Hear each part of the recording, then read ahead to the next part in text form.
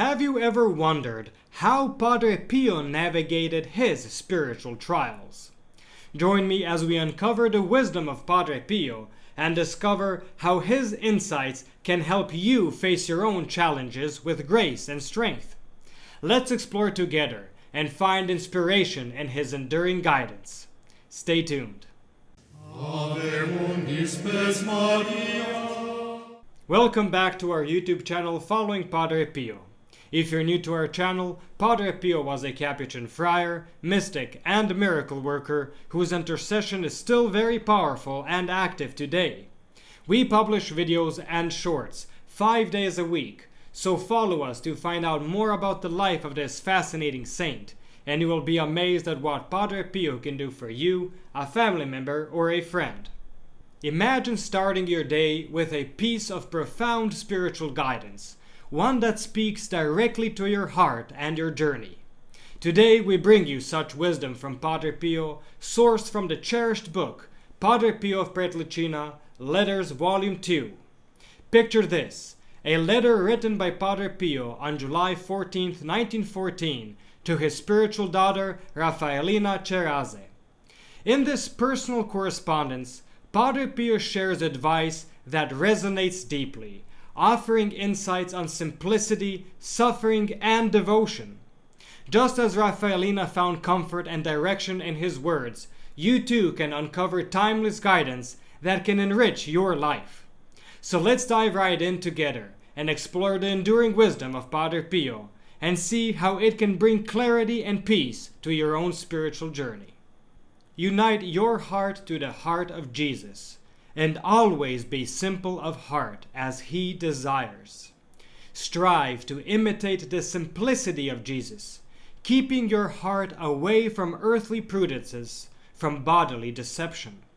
Seek to have a mind always pure in its thoughts, always upright in its ideas, and always holy in its intentions.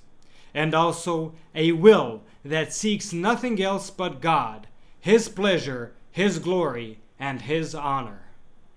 Here Padre Pio invites us to embrace a simple life, one where we put God first. It's a reminder to focus on pleasing God rather than getting caught up in worldly concerns and pleasures. How often we complicate our lives with unnecessary worries and ambitions when all we need is to strive to please God. Padre Pio then turns our attention to Jesus' hidden interior life. Let us reflect, my dear, on Jesus, who leads a hidden life. His infinite majesty is hidden among the shadows and silence of that modest workshop in Nazareth. Therefore, let us also strive to lead a deep interior life, hidden in God. I love this image of Jesus in the quiet, humble setting of Nazareth. It's a beautiful reminder that holiness comes in simplicity and humility. How often do we crave recognition and validation, forgetting that true greatness lies in quiet faithfulness and interior devotion. Padre Pio then continues with encouragement in suffering. Do not be afraid of the cross. The surest proof of love lies in suffering for the beloved. And if God suffered so much pain out of love, the pain endured for him is as dear as love itself.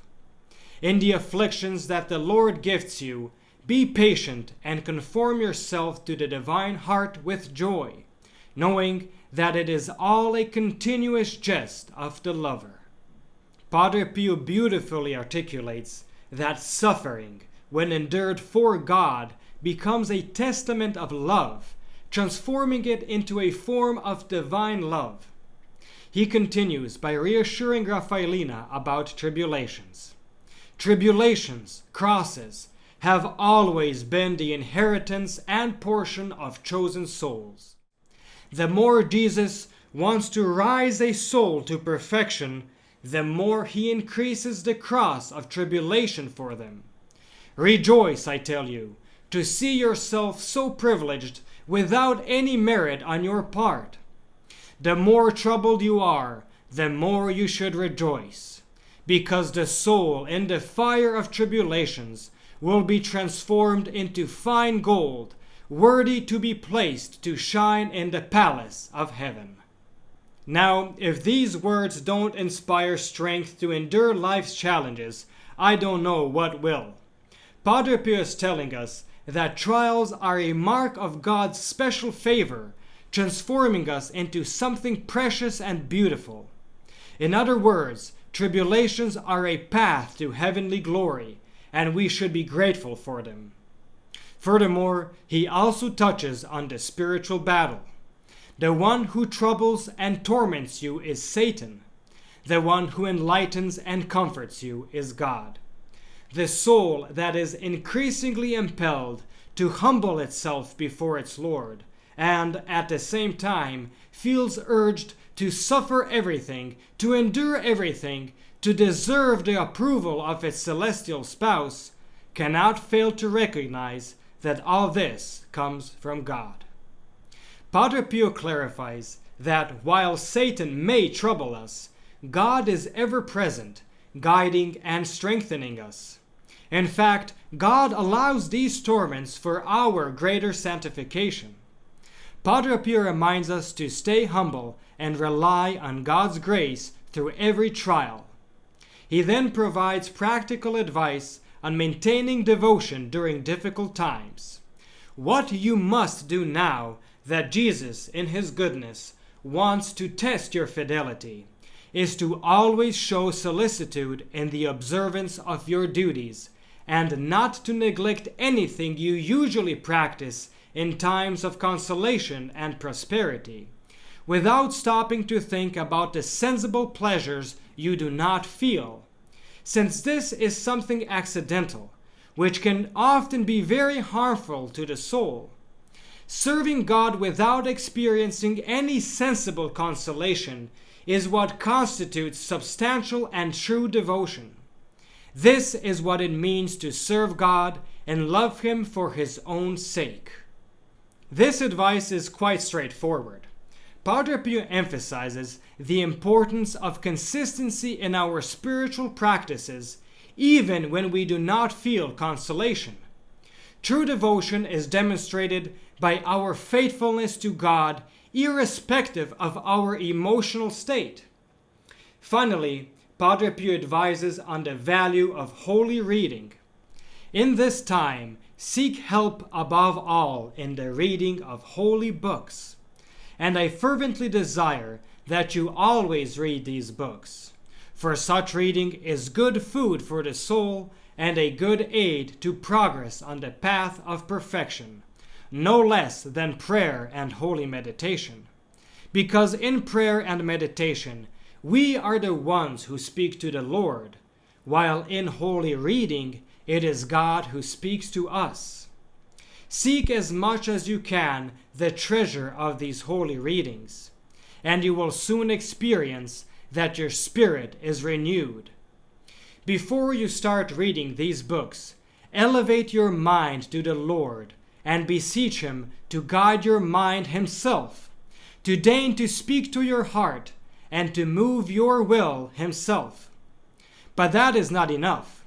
It is also necessary to prostrate yourself before the Lord before starting the reading, and to do so from time to time during it, because you do not do it for study or to satisfy curiosity, but only to please Him and give Him pleasure.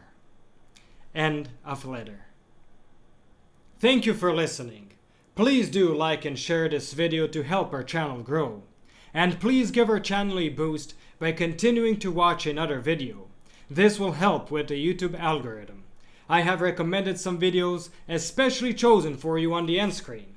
Or just click on one of the links in the description below for a full selection of great Padre Pio stories or our playlist of Padre Pio Thoughts for the Day. And don't forget to enroll your Mass intentions for next Friday's Padre Pio Holy Mass. You'll find the link in the description below. And stay tuned for the next video on the life of Padre Pio.